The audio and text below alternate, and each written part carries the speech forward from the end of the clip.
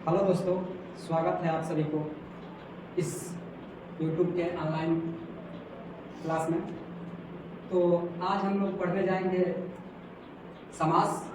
समास क्लास 10 के लिए बहुत ही इम्पोर्टेंट हो जाता है। यह हिंदी का बहुत ही महत्वपूर्ण चैप्टर है। समास होता क्या है? तो देखिए, समास का अर्थ तो पहले होता है कि छोटा करना। समास में क्या होता है? छोटा करना। छोटा यानी कि संक्षिप्त यानी कि समावेशित। जब दो या दो से अधिक शब्द मिलाकर एक वाक्य बनाया जाता है तो इस प्रक्रिया को समास कहते हैं। देखिए, जैसे मैं उदाहरण के लिए, तीन है नेत्र जिसका त्रिलोचन। त्रिलोचन, लोचन इसका होता है नेत्र यानी कि नयन यानी कि आंख। ठीक है। देखिए, सुख और दुख, सुख और दुख यानी कि इसको जब समावेशित किया जाएगा यानी कि छोटा किया जाएगा तो इसका हो जाएगा सुख और दुख को सुख दुख हो जाता है। ठीक है। 4 महीनों का समूह, तो 4 महीनों को समूह को जब एक में किया जाएगा तो ये हो जाएगा चौमासा। ठीक है। अब देखिए, अगला एग्जाम्पल है आप लोगों का, चंद्रमा के समान मुख। चंद्रमा के समान मुख यानी कि चंद्रमुख। अब हम लोग पढ़ेंगे समास। तो समास में पूरा विस्तृत पढ़ेंगे, पूरा समास कैसे क्या क्या होता है। ठीक। देखिए, समास का भेद होते हैं 6। समास का 6 भेद होते हैं और 6 भेदों में से आज हम लोग पढ़ेंगे 4, क्योंकि क्लास 10 के लिए 4 भेद ही पूछे जाते हैं। ठीक है। देखिए, और 2 अगले वीडियो में पढ़ लेंगे। ठीक है।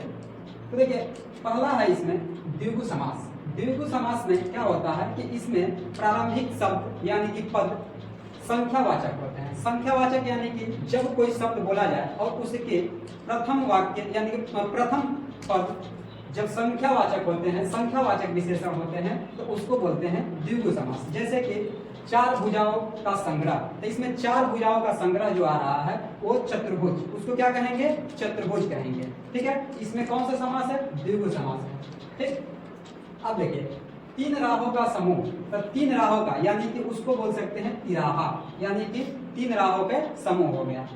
9 रातों का 9 रातों का समाहार, 9 रात यानी कि नवरात्रि। ठीक है। 9 रातों का समूह नवरात्र। ठीक है। अब देखिए, यहाँ पर क्या है? 9 रत्नों का समूह, नवरत्न, 9 रत्नों का समूह यानी कि नवरत्न। ठीक है।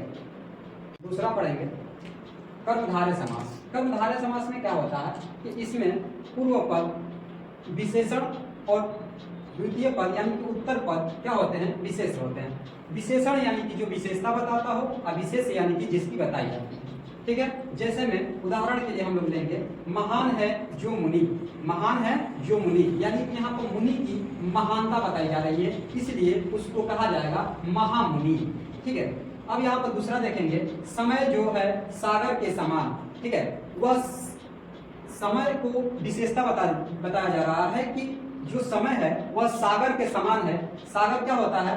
बहुत बड़ा होता है। इसी प्रकार से इसकी विशेषता बताया जा रहा है कि समय है जो सागर के समान यानी कि समय सागर। ठीक है। लुप्त है लोचन जिसका, लुप्त लोचन, लुप्त है लोचन जिसका यानी कि लोचन की मतलब होता है आंख, आंख जिसकी नहीं हो यानी कि उसके क्या है? आंख मैंने गायब हो। ठीक है। तो उसको कहते हैं लुप्त लोचन। ठीक। नीला है जो गगन, नील गगन, नीला है जो गगन उसको बोलते हैं नील गगन। गगन मिस होता है आकाश। ठीक है। चंद्र, चंद्र जैसा मुख, चंद्र जैसा मुख यानी कि चंद्रमुख। ठीक है। तीसरा देखेंगे हम लोग बहुव्रीहि समास। इस समास में आए जो दोनों शब्द जो होते हैं, 2 शब्द जो आए हुए होते हैं, इन दोनों शब्दों को छोड़ दिया जाता है और इन दोनों शब्दों से निकलने वाले जो अर्थ होते हैं उस अर्थ की प्रधानता होती है, उसको कहते हैं क्या? बहुव्रीहि समास। क्या कहते हैं जी? बहुव्रीहि समास कहते हैं। जैसे में चक्रपाणी, चक्रपाणी का अर्थ ये होता है कि देखिए, चक्र है हाथों में जिसके, चक्र है हाथों में जिसके यानी कि चक्रपाणी। या किसके हाथों में चक्र होते हैं? तो कृष्ण के हाथ में चक्र होते हैं। ठीक है। अब देखिए, नीला कंठ, नीलकंठ, नीलकंठ का तात्पर्य क्या है? तो नीला है कंठ जिसका, तो नीला है कंठ जिसका, तो नीला कंठ किसका होता है जी? तो नीला कंठ होता है शिव की। तो शिव का यहाँ पर तात्पर्य निकल रहा है, यानी कि इन शब्दों से कोई लेन देन है ये नहीं है, यहाँ पर शिव की यहाँ पर बात की जा रही है। ठीक है। अब देखिए, चंद्रमुख, चतुर्मुख, 4 है मुख जिसका, 4 है मुख जिसके, यानी कि ब्रह्मा। ब्रह्मा जी को देखे होंगे आप लोग, 4 मुख होते हैं, ठीक है, ब्रह्मा विष्णु महेश वाला, ठीक है। अब देखिए दशानन, दशानन में क्या होता है, 10 मुख है। देखिए 10 मुख जिसका होता है, यानी कि रावण का कितना मुख होता है, 10 मुख होता है ना, तो 10 मुख यानी कि रावण, ठीक है। अब देखिए लंबोदर, लंबोदर यानी कि लंबा हो, उदर जिसके, यानी कि लंबोदर, ठीक है, जैसे गणेश जी, ठीक है। अब देखिए गिरधर, गिरधर में क्या होता है, जो अंगुली पर अपना क्या उठाए होते हैं, गिर, गिर यानी कि पर्वत को उठाए हुए होते हैं, उनको क्या कहते हैं, गिरधर कहते हैं। गिरधर गोपाल का नाम सुने होंगे आप लोग, ठीक है, तो गिरधर यानी कि श्री कृष्ण जी, ठीक है। अब चलेंगे चौथा, द्वंद्व समास।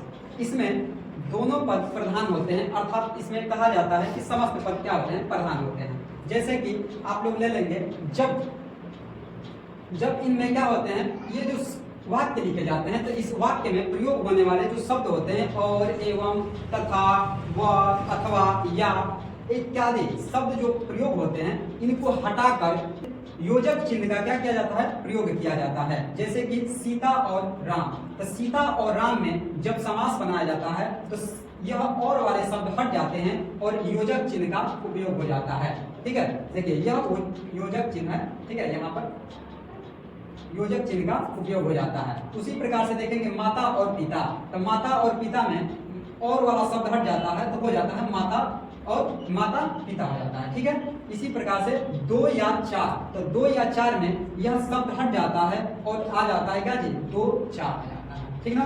भला या बुरा, तो भला या बुरा में यह या वाला शब्द हट जाता है, हो जाता है भला बुरा। अब पांचवा अव्ययी भाव समास और छठवां तत्पुरुष समास, यह अगले वीडियो में आप लोगों को प्रोवाइड करा दिया जाएगा, ठीक है।